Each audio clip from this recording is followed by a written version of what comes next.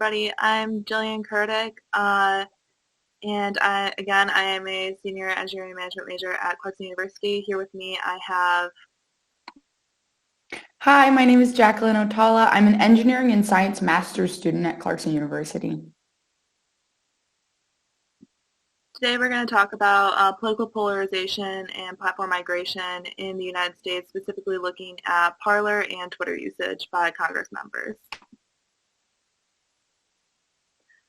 So to provide a little bit of introduction and background, growing dissatisfaction with platform governance decisions at major social media platforms like Twitter, Instagram, and Facebook has led to a number of efforts to shift to new platforms. Both Facebook and Twitter have added limitations on content, including flagging posts, disabling posts from being shared, and removing the post altogether. These efforts now revolve around regulating misinformation about key topics such as COVID-19 and the 2020 presidential election in the United States. In response to platform governance decisions, there have increasingly been attempts to organize mass migrations from mainstream social media and more traditional platforms to new platforms. One of the largest migrations to a new platform belongs to the political right and conservative American users who've been shifting from Fox News, Twitter, Facebook, and other platforms. In November 2020, this movement specifically called for abandoning Twitter for Parler. Parler is a self-proclaimed free speech social media platform where substantial migration to Parler started in June 2020, shortly after a sharp increase in Twitter's content moderation activity and in response to a direction by former President Trump's campaign manager. Our study is focused on how Parler was used by U.S. Congress members before, during, and after January 6th. Thank you, Jill. So the goal of our research is really to study the large-scale movement from Twitter to Parler and its impact on U.S. political polarization and the political processes in the United States that are currently occurring. So we surveyed 535 members of the United States Congress, including the House and the Senate, and we surveyed their accounts on both Parler and Twitter, if they had a Parler account, from December 10th, 2020 to January 9th, 2021, right before the Parler platform was shut down. So the concept of content moderation on social media platforms is not a new discussion. They have always been trying to moderate content, specifically harmful content, from the users of the platform.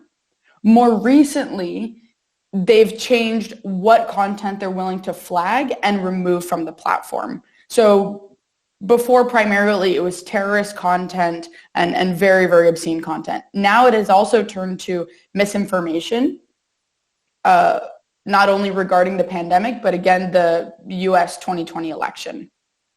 And it's really a complex topic because it's not just one set of people that are affected by content moderation and by potential censorship.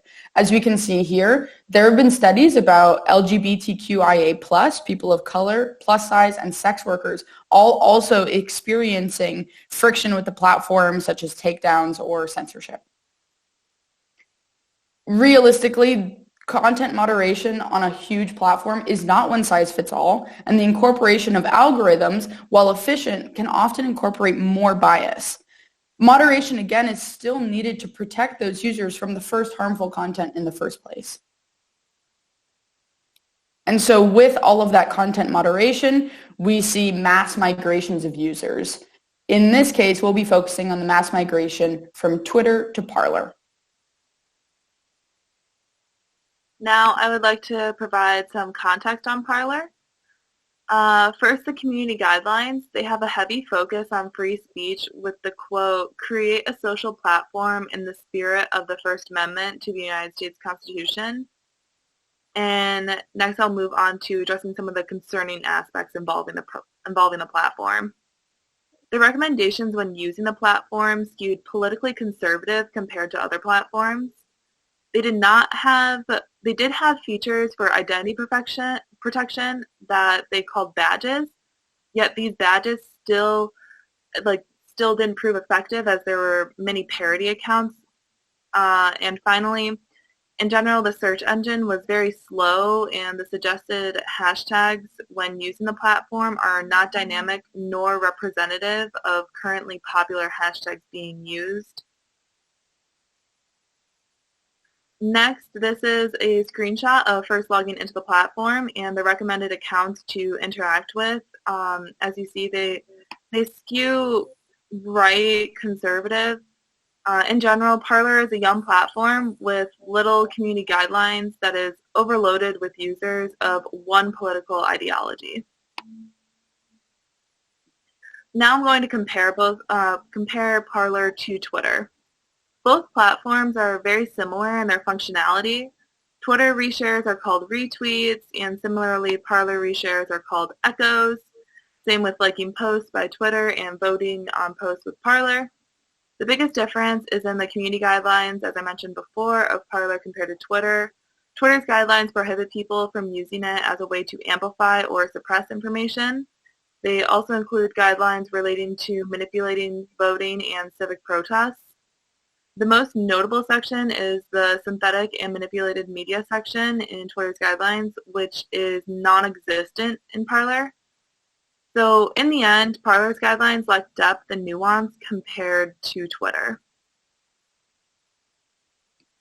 Now I'd like to give a little bit of background about the events that occurred on January 6th and the aftermath and how that has affected Parler and other people using social media. On January 6th, a mob of Trump supporters made up of Trump enthusiasts, militant activists, and other right white nationalists stormed the Capitol building in the United States in an attempt to overturn the defeat of former President Donald Trump.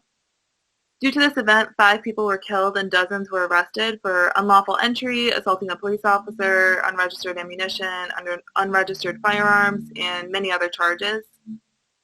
Many political figures, including the mayor of D.C., referred to this as an act of domestic terrorism. And Parler was accused of serving as a place where these hate groups could organize and strategize for this event. Many demanded a change from Parler in regards to their moderation of illegal and violent activities that occurred on their platform. However, in the end, by Sunday, January 10th at 11:59 p.m. Pacific Standard Time, Amazon pulled their web services, leaving Parler shut down. This slide depicts some of the news headlines that are a result of the events on January 6th, including the suspension of former President Trump's Twitter account and the shutdown of Parler. So now looking at the U.S. politicians and their usage of Parler versus Twitter. Out of the 535 U.S. representatives, 104 had both Parler and Twitter accounts. Of that 104, 18 were deemed active, meaning that they had posted within the past week. Of those 18 active U.S. representatives, 100% are Republicans. 83% objected to the Electoral College vote on January 6th, compared to the approximate 24% of total representatives who objected. This is a graph showcasing the percentage of U.S. Congress who now has accounts on Twitter and Parler, Twitter being blue, Parler being red, from January 2008 to January 2021. We can see that the Twitter accounts slowly increase in waves, most likely associated with their re-election seasons. In comparison, we see Parler had a pretty massive jump after January 2020 in the increase of the percentage of U.S. Congress members who now have a Parler account. This is significant, especially in comparison to the slower overall rate of percentage of U.S. Congress members who gained Twitter accounts. So this really shows that it was a significant and a rapid migration. This is a graph showcasing the increase rate of followers and following of U.S. politicians on their Parler accounts. So between December 10th, 2020 and January 9th, 2021, we can see the increase rate of both followers and following of U.S. politicians on Parler increased drastically after January 4th, 2021. This most likely coincides to the permanent suspension of Donald Trump on Twitter, and then an even bigger flock to Parler before eventually it being shut down. Now, this figure shows the percentage of social media activities of each politician in the sample. This is the actual proportion of their total social media activity. So the red displays their Parler activity out of 100%, and the blue displays their Twitter activity. So for example, Devin Nunes on the left exclusively posts on Parler, whereas Ted Cruz on the right still mainly uses Twitter with very little Parler interaction. Although this is just a proportion, that still isn't representative of their total posts that they do. So for Ron Estes, he has a large proportion of his posts on Parler compared to Andy Biggs. Still, Ron Estes' total number of parlays is far lower than Andy Biggs on Parler. So we observed that politicians with the largest number of identical posts on both platforms also had the highest percentage of Parler usage. And politicians fitting this pattern include Jim Jordan, Ron Estes, and Lee Zeldin.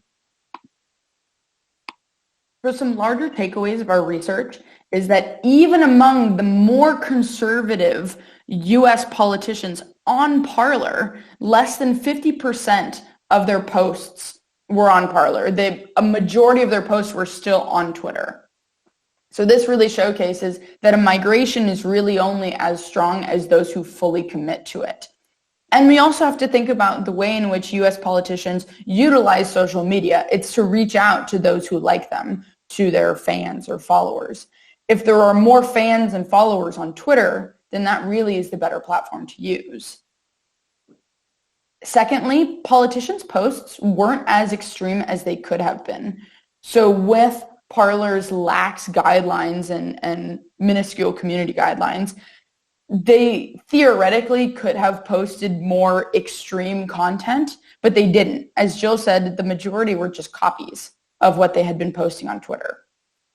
Lastly, there's still clear evidence of underlying polarization, not only from when you first log onto the platform and are recommended fairly conservative users, but then also when you have a large percentage of those who are active on Parler being those who objective to the electoral vote, so the 83% versus the overall 24%, showcases the underlying polarization. And lastly, just the fact that Congress members are present on the platform serves to legitimize this platform and serves to bring people onto the platform. So that was our research. Thank you so much. This is an adorable picture of our fabulous research group. And if you have any questions that we can't answer afterward, feel free to email gmadraki@clarkson.edu.